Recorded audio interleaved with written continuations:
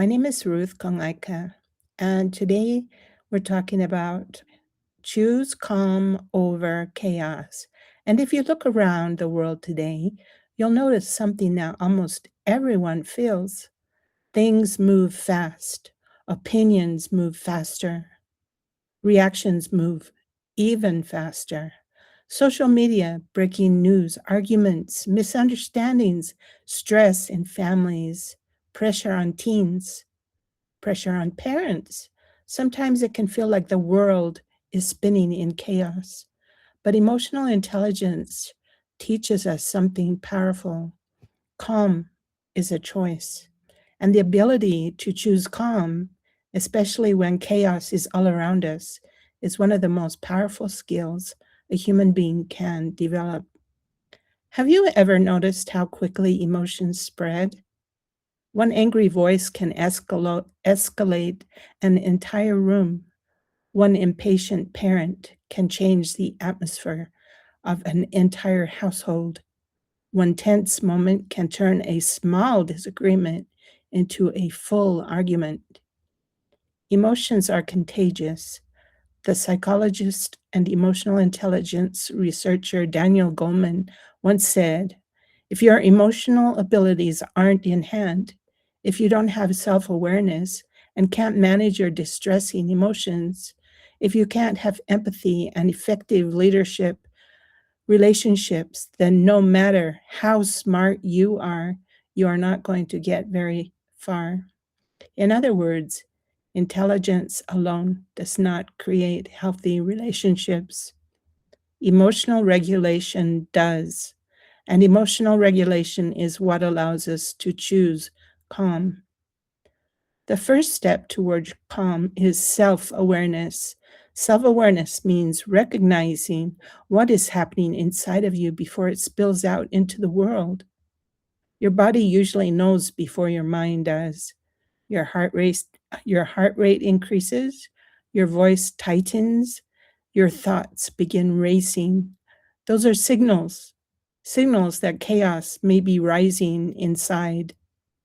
Psychologist Travis Bradbury, co-author of Emotional Intelligence 2.0, explains, self-awareness is the ability to accurately perceive your emotions in the moment and understand your tendencies across situations.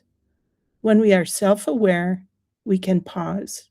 And sometimes that pause is the difference between a conversation that heals and a conversation that hurts. Many people believe calm means weakness, but the truth is exactly the opposite. Calm is power. Calm means you are not being controlled by the situation. You are choosing your response.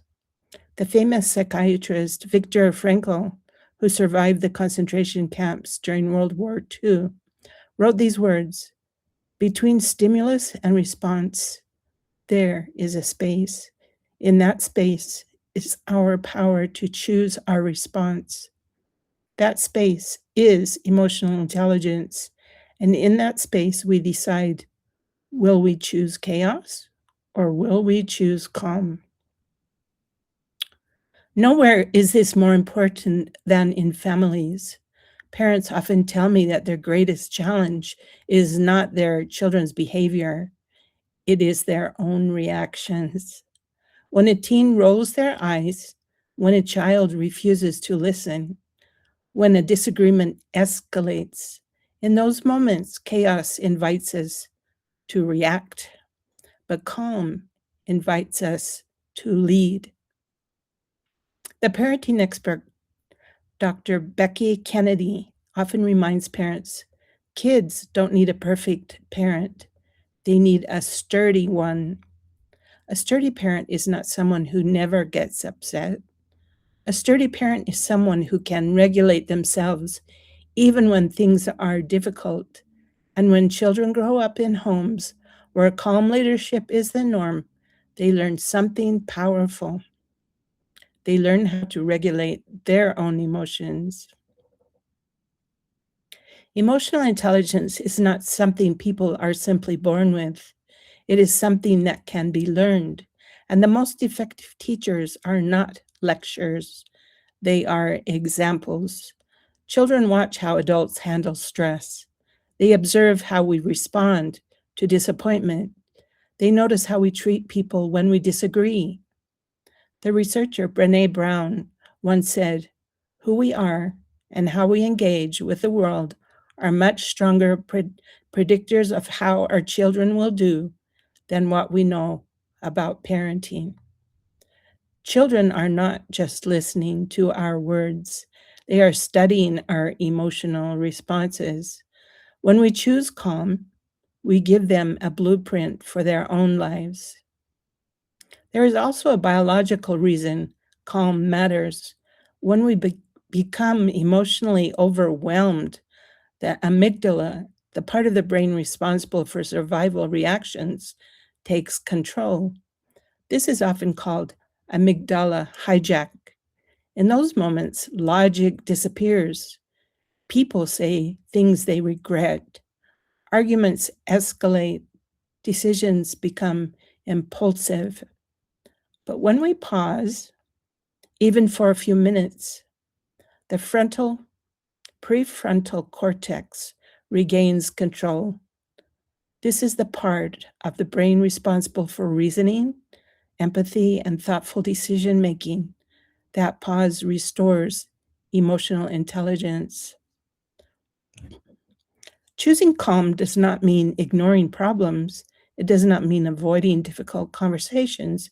In fact, calm makes those conversations more effective. Calm allows people to listen.